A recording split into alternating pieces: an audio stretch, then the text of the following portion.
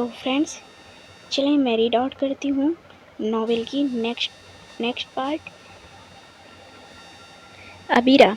विज़ान ने अबीरा का नाम पुकारा। विज़ान के पुकारते ही अबीरा जैसे अपनी सोचों से बाहर निकली थी। जी। अबीरा ने हैरत से सामने खड़े हाथ जोड़े विज़ान को देखते हुए कहा, मुझे माफ़ कर दो अबीरा। विज़ान ने शर्मिंदगी से कहा, क्या आप जैसे मर्द भी इस दुनिया में पाए जाते हैं जो औरत के साथ गलत करने पर खुद अपनी अना और मर्दानगी को छोड़कर अपने पाँव की जूती समझे जाने वाली औरत के सामने यूं हाथ जोड़े माफ़ी मांगते हों। अबीरा ने हैरत से विज़ान को देखते हुए बहुत बड़ी बात कहती थी, जिस पर विज़ान के साथ साथ बीजान ने भी अबीरा को देखा था। अबीरा, गलती होती है और गलती की माफ़ी मांगना हम पर फ़र्ज़ है, फिर चाहे वो गलती मर्द से सरजद हो या औरत से।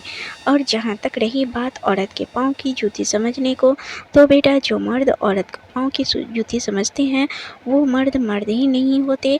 मर्दों के नाम पर एक ऐसा काला धब्बा होते हैं जिससे मर्द ज़ात की तजलील होती है। बीजान ने अबीरा के करीब आते हुए प्यार से कहा, मैंने आपको माफ़ किया शाहजी। अबीरा ने विज़ान के जुड़े हुए हाथों को खोलते हुए कहा, थैंक यू अबीरा। विज़ान की आंखों में अबीरा की बात सुनकर चमक आई थी। तो क्या ख्याल है, आज रात हो जाए तुम्हारा निकाह, फिर तुम आदिल शाह से अपना बदला ले लेना। बीजान ने बहुत ही प्यार से दोनों पर बॉम्ब फोड़ा था। बीजान, अभी क्या बात कर रही हैं आप? विज़ान ने हैरत से बीजान को देखकर पूछा। वही अबीरा का हाल भी विज़ान से मुख्तलिफ न था। मैं जो कह रही हूँ सही कह रही हूँ माँ, तुम्हारी ये बाल धूप में बैठकर सफ़ेद नहीं किए। मैंने एक उम्र गुजारी है और मैं नहीं चाहती जो आज हुआ है वो दोबारा हो। बीजान ने विज़ान को देखते हुए कहा, और अब वो अबीरा की तरफ पलटी थी। अबीरा, तुम यहाँ कितने दिनों से हो? क्या तुम्हें मेरी या विज़ान की नीयत में खोट नज़र आई? बीजान ने अबीरा से पूछा। नहीं बीजान, अबीरा ने झट से जवाब दिया।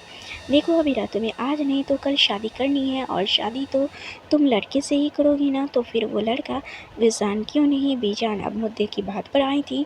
बीजान की बात सुनते ही अबीरा हैरान हुई थी। सही तो कह रही थी बीजान, शादी तो उसे करनी ही है, तो फिर विज़ान से क्यों नहीं? बोलो अबीरा। बीजान ने अबीरा को कहा, मैं तैयार हूँ बीजान। अबीरा के जवाब पर अब हैरान होने की बारी विज़ान की थी। शाबाश, मुझे यकीन था तुम यही फ़ैसला करोगी, और मुझे इस बात का भी पूरा यकीन है कि तुम्हारा ये फ़ैसला तुम्हारे लिए बहुत कारआमद और अच्छा साबित होगा। बीजान ने अबीरा को प्यार करते हुए मुस्कुराकर कहा।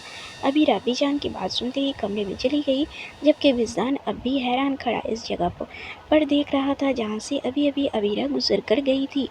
क्या हुआ विज़ान, अब यूं ही खड़े रहोगे या शादी की तैयारियां भी करोगे? बीजान ने मुस्कुराते हुए विज़ान से कहा, तो विज़ान भी मुस्कुरा दिया। अरे ये इधर नहीं, इधर लगाओ, यहाँ फूलों की लड़ी ज़्यादा अच्छी लगेगी। बीजान ने डेकोरेशन कर रहे लड़के को हिदायत देते हुए कहा।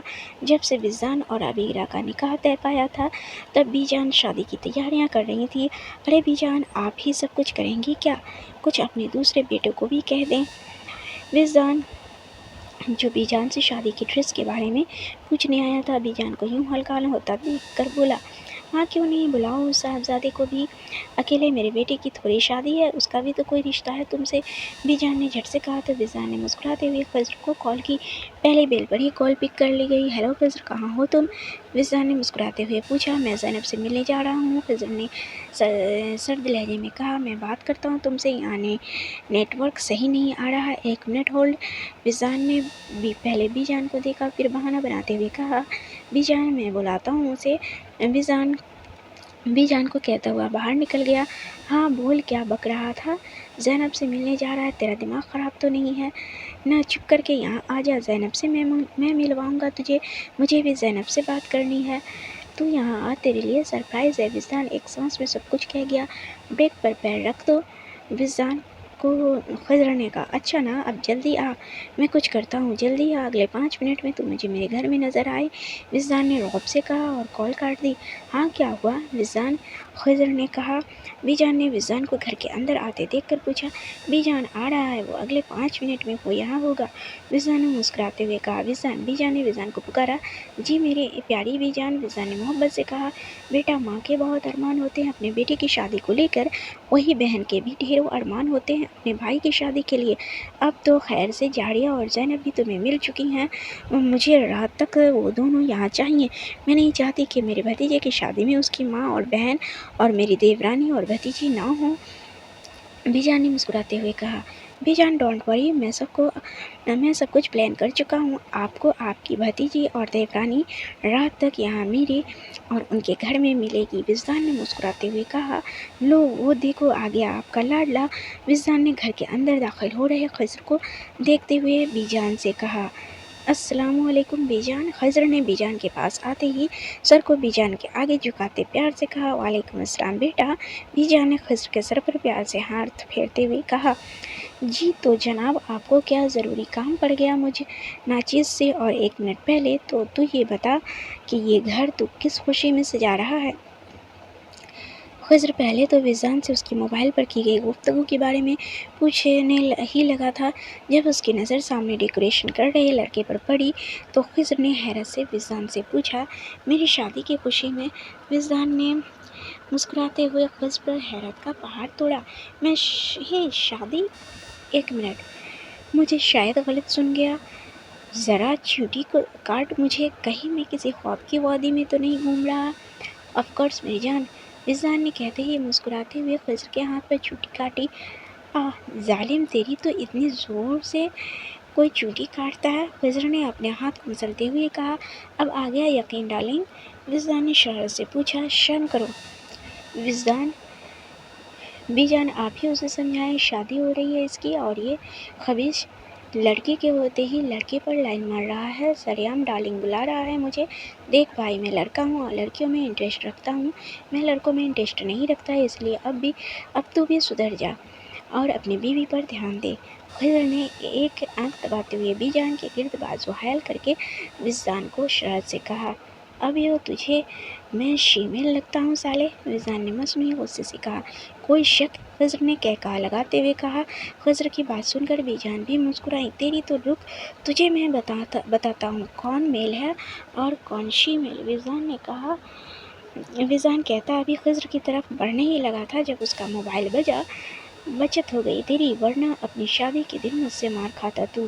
خضر نے ہنستے ہوئے کہا، تجھے تو میں بعد میں دیکھ لوں گا۔ وجدان موبائل پر موجود نام دیکھتے ہوئے کہتا گھر سے باہر نکل گیا، بدمعاش نہ ہو تو کوئی اس طرح مذاق کرتا ہے بھائی سے؟ بی جان نے خضر کے سر پر چپت لگاتے ہوئے کہا، بی جان آپ بھی نہ میرے بال بگاڑ دیے آپ نے، خضر نے بالوں میں ہاتھ پھیرتے ہوئے کہا تو بی جان بھی اس کی باتوں پر مسکرا دیں۔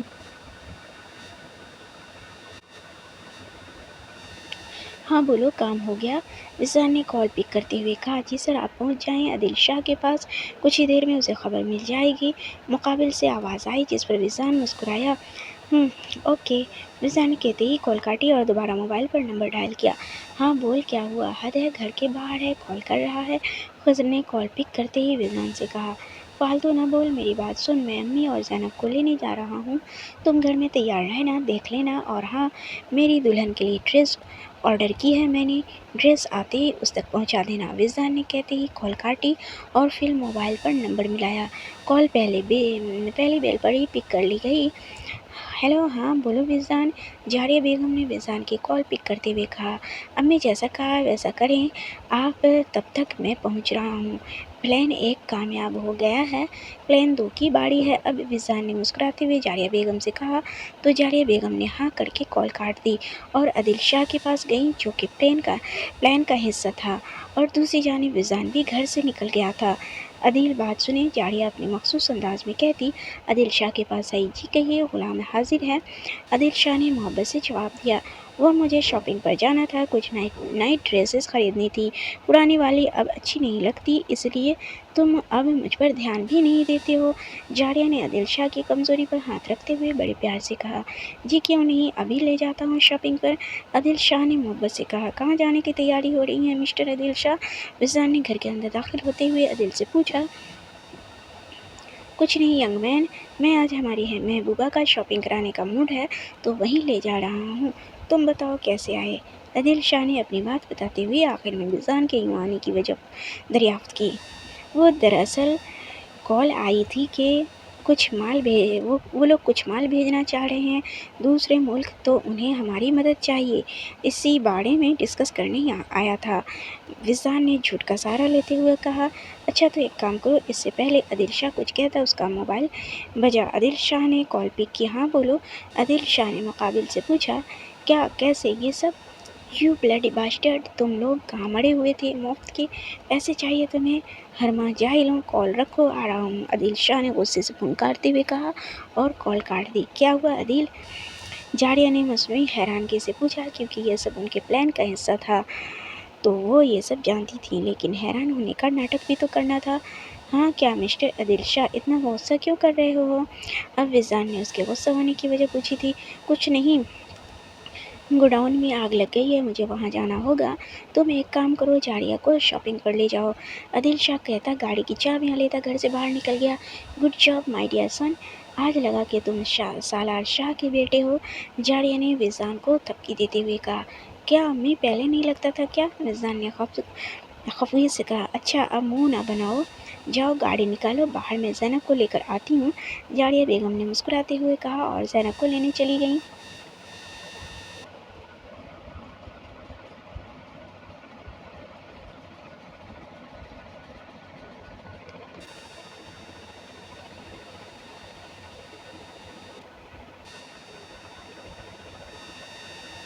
خضر گھر کے کاموں میں گھن چکر بنا، کبھی کسی کو تو کبھی کسی دوسرے گھر کو سجانے کی ہدایت دے رہا تھا۔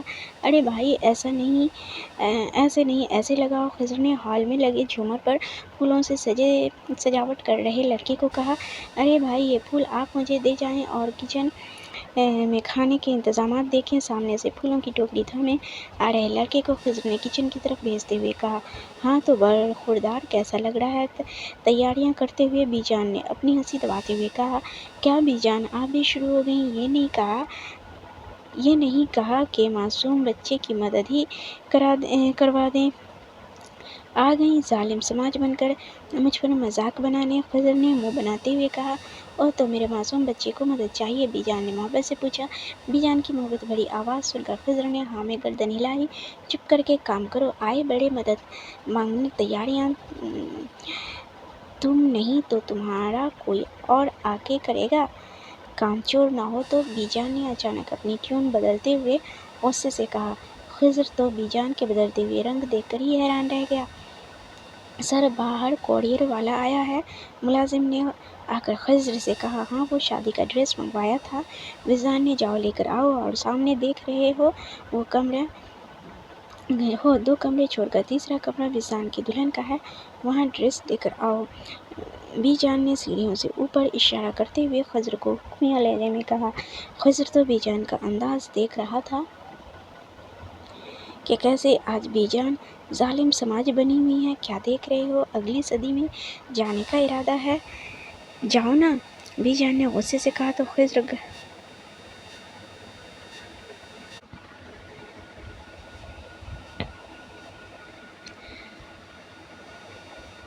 نے کوریئر والے سے ڈریس لیا اور بی جان کے بتائے ہوئے کمرے کی طرف چل دیا۔